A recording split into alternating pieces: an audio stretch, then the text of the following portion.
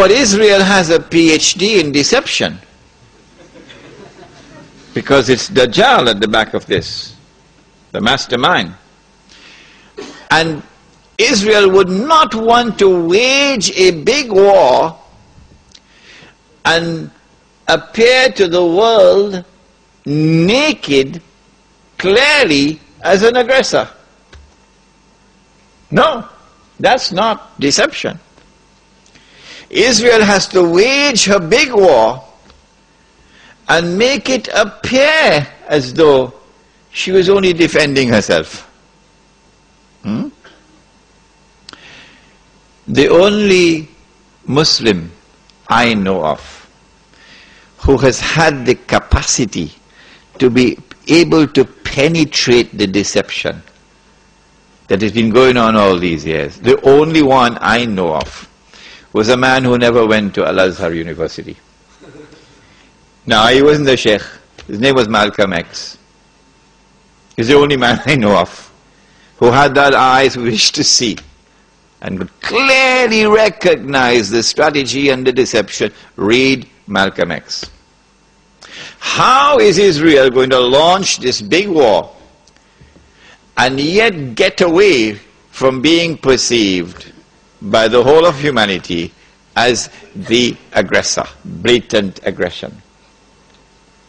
You have to come with a good strategy. The strategy is this. Ariel Sharon goes into Masjid al-Aqsa with 1,000 Israeli military with him, with their shoes on, with the full knowledge that this calculated act of extreme provocation must have a response, a fiery response.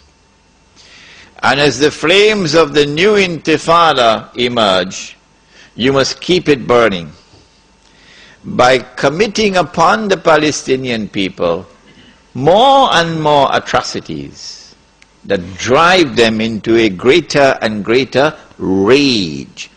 This is planning, this is strategy, this is not happening by accident. As Israel unleashes this barbaric oppression upon the Palestinian people, you must have a television station which you plant amongst them, which will cover this, that your Egyptian television would not cover, and your Jordanian government would not allow on Jordanian television, so you create something called Al Jazeera. And the Arab masses believe Al Jazeera is their station. This is the only place in the world we can get authentic information, Al Jazeera. So Al Jazeera is now used to portray all the atrocities. And so around the Arab world, the masses only have to tune into Al Jazeera and they know what's happening. And so the Arab masses become more and more angry. Impending scenario in which, like the domino effect, governments around the world of Islam, they will claim, are now going to fall. And the world of Islam is rising up now. And one-eyed Muslims, of course, are going to believe it. The world of Islam is now going to rise up, and all these governments are going to be swept away. And authentic governments representing the Muslim masses will now emerge. And therefore the Jews are going to have their throats cut. This is going to be the most dangerous moment in the entire life of the world of Jews. The media will portray it. If we don't do something, we will all be slaughtered by these Muslim fanatics. Yeah? I tell you, this will be drama worthy of Hollywood when it comes. They must be hating me now for revealing their secrets. It is in this scenario that Israel will say, we have to do something. If we just sit here and do nothing, the state of Israel will be destroyed and the Jews will all be slaughtered. What can we do? They call it a preemptive strike. A preemptive strike. But it won't be a preemptive strike.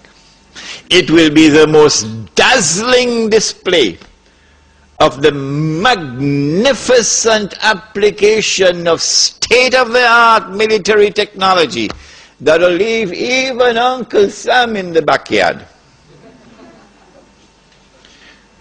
A war like Uncle Sam has never seen and could never wage. That is what Israel is going to wage. Do they have the technology? I believe they have technology that even Uncle Sam doesn't have. It will be a lightning strike. Israel has to put on this magnificent display of military power and state-of-the-art technology beyond anything else that the world has ever known, in order for Israel to impress upon mankind the validity of its credentials that is now going to become the new ruling state in the world. Before Fahad could even blink, the Israelis have taken over the Saudi oil fields and the Iraqi and the Kuwaiti oil fields. The United States, of course, will make some noise, and Britain will make some noise, but will they send troops? No, of course not.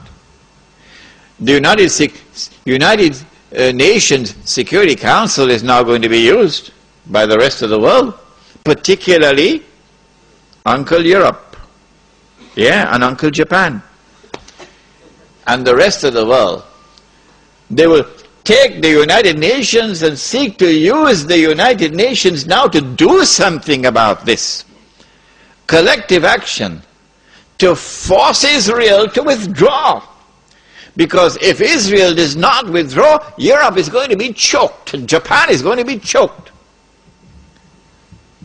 And as the United Nations is now being used for the first time in its history, an attempt is being made to use the United Nations